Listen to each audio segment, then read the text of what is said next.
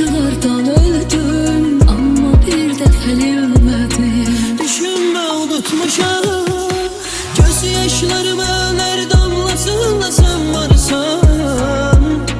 Düşünmə unutmuşam her bir sözümün ilk misrasında sen varsan.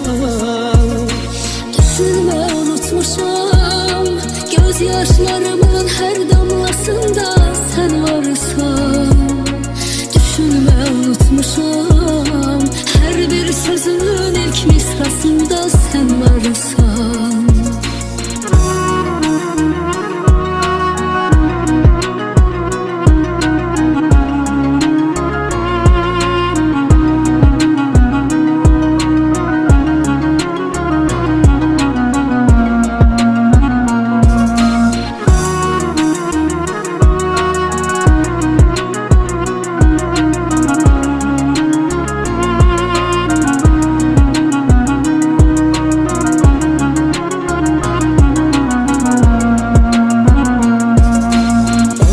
Ki seni üzmüşəm, getmişəm amma peşmanam.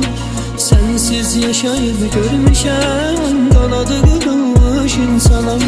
Çaresiz kaldım ömrüm, her gün hasretten öldüm. Çektiğim acılardan öldüm, ama bir dəfəli ölmedim. Çaresiz kaldım ömrüm, her gün hasretten öldüm.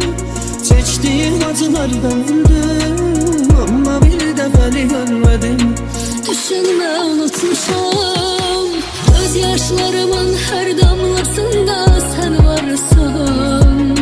Düşünmə unutmuşam her bir sözümün ilk misrasında sen varsan.